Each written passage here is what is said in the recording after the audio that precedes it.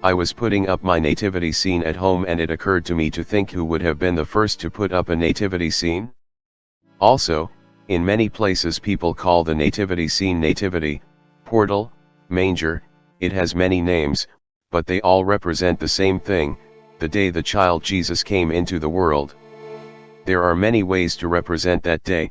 Some just put the child with Mary and Joseph, others put the Holy Family with a donkey and an ox, others add the 3 wise men, and finally if you visit nativity scenes at Christmas you will have seen that many they are full of shepherds, houses that light up, rivers with real water, mills, camels, true works of art. The original story is as follows. With very little time left for Mary to give birth to the child Jesus, there was a law that ordered all citizens to return to their hometown to be registered. The census is the count of how many people live in a country. Jose and Maria then went to Bethlehem, which was the small town of origin of Jose's family. In those times the routes were made walking, step by step, in carts, or mounted on some animal, a horse, a mule, or in the case of Maria on a donkey. It took them a long time to get to Bethlehem, because they made their way little by little, and when they finally reached the town it turns out that all the inns were full, all the houses were occupied with visitors, and Mary was already about to give birth to the child Jesus. They looked everywhere for someone to give them shelter, but all the doors they knocked on were closed to them. No one had compassion for Mary who was in pain, because Jesus was about to be born. Finally, someone offered them a stable to shelter in, and it was in that manger that baby Jesus was born, surrounded by Mary, Joseph, the little donkey that had accompanied them on the road, and an ox that slept in that stable. That happened more than 2,000 years ago.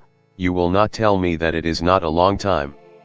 Since then everyone remembered that date with celebrations, family reunions, dinners, and of course with religious celebrations. But, why do we put a portal of Bethlehem in our houses? Who first came up with that idea? Well, look, the birth of the child Jesus occurred more than 2,000 years ago, and it was not until the year 1223 that in Italy, a very, very poor monk, it crossed his mind to remember Christmas Day with a nativity or Bethlehem. This monk was Francis of Assisi. He was so poor that he dressed in rags. Rags are very worn clothes, with many patches and holes through which cold and water seeps. Francisco lived on what people gave him, a little piece of bread, a bunch of grapes, an apple. That Christmas, to reward the good people who shared their food with him, he decided to look for a cave. He talked to a villager to lend him an ox, and he asked another to lend him a donkey. He looked for a manger.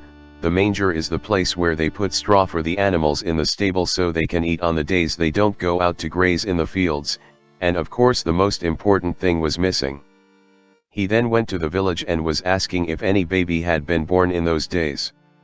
He found it and, talking to the mother and father, convinced them to go on December 24th because they would perform the representation of the birth of the child Jesus.